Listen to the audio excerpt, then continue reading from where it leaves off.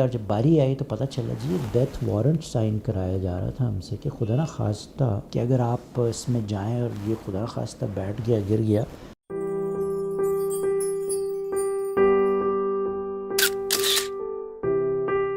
एक और इंसिडेंस मुझे अपनी लाइफ का याद आया।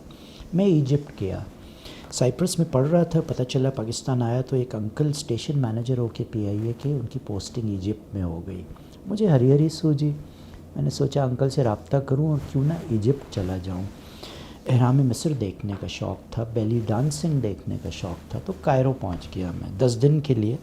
मैंने प्लान बनाया वहाँ जाऊँ, थोड़ा सा टिकट महंगा पड़ा, मैंने सोचा वहाँ से होता हुआ चला जाऊँ। इन दिनों वीज़ा मिलना आसान था और ऑलरेडी साइप्रस का वीज़ा मेरे पास था, तो I ended up going to Egypt.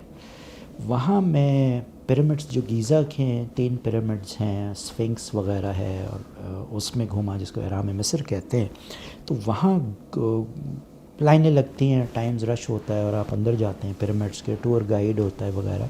कुछ फॉरेनर्स थे, उनसे पता चला कि जी सक्कारा में पिरामिड है एक, और वो बैठ रहा है, वो धंस रहा है ज़मीन के अंदर, और वहाँ जाया जाए। तो मुझे जैसे कि पहले आपसे बात हुई, घूमने फिरने का शौक़ है, तो वो एक ग्रुप बन रहा था दोस्तों का, फ्रेंड्स का, कुछ फॉरेनर्स का, वो जा रहे थे, तो मैं भी उनके साथ नथी हो गया। अंग्रेज़ी बीइंग द लैंग्वेज जिसमें मैं उनसे कम्युनिकेट कर रहा था।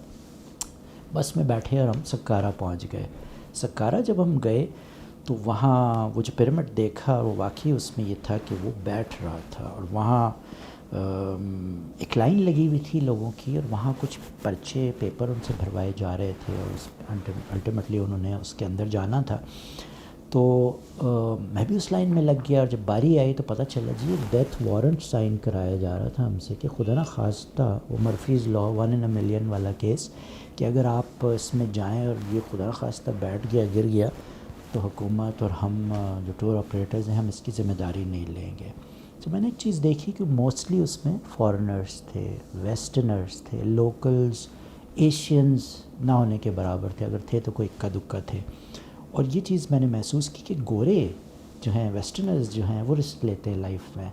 मैं भी यंग था, अकेला था, मैंने कहा कौन, मेरे घर वाले देख रहे हैं, पूछ रहे हैं किसकी इजाज़त लेनी है। मैंने भी जनाब ऑन द लाइटर साइड उसको साइन कर दिया, और हम उसके अंदर चले गए। टूर गाइड हमारे साथ था, 12 हम लोग थे। और इसमें जो इंटरेस्टिंग पार्ट है, जो बताने वाला है, शेयर करने वाला है, वो ये था कि कुछ अरसे हमें वॉक करनी थी, उसमें कुछ टाइम, कुछ अरसा हम झुक के हमें चलना था, और एक पैच ऐसा था कि जिसमें कमांडोज़ की तरह लेट के, हमें बैकपैक भी ले जाने की इजाज़त नहीं थी, हमें पेट के बल उसमें आगे मूव करना था। ये वो जगह थी जो धंस रही थी, और जो कमोबेश ज़मीन से इतनी ऊँची थी। और उसमें ये रिस्क फैक्टर था कि अगर खुदा न खास्ता स्टेज पे कोई आपको क्रैम्प्स पड़ जाए, आपको हार्ट का कोई इशू हो जाए, सबके यहाँ बल्ब्स लगे हुए थे, नाइट बल्ब्स लगा दिए गए थे, खुदा न खास्ता कोई ऐसी सिचुएशन क्रिएट होती तो आप वापस फ़ौरन मुड़ के नहीं आ सकते। You have to go all the way. God forbid if somebody dies, he और she has to be pulled by all of us together. Guide सबसे आगे और हम पीछे 12 लोग, ऑल द वे वहाँ आगे जाके और फिर वापस मुड़ के आना था इसी कंडीशन में। तो ये बड़ा फ़न पार्ट था, बहुत इसमें एंजॉय किया।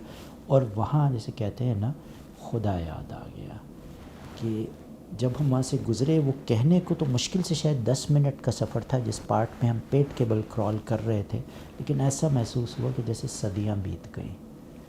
और वो खौफ, वो फ़िक्र, वो परेशानी कि अल्लाह देख रहा है, और शायद मैं ही हूँ वो 1 in a million जो मर्फीज़ लॉ कहते हैं, कि उसी वक्त उस वक्त में धंस जाना है और मेरी पकड़ हो जाएगी। नेवरदलेस थैंक गॉड वो क्रॉस किया, वहाँ गए, एंजॉय के। अंदर कुछ नहीं था देखने का, बिकॉज सारी ममीज़ एंड एवरीथिंग वो निकाल के जो इजिप्ट का कायरो का म्यूज़ियम है उसमें रख दी गई। But that exposure, that experience was wonderful, कि जिसको शेयर करने में आज भी मज़ा आता है।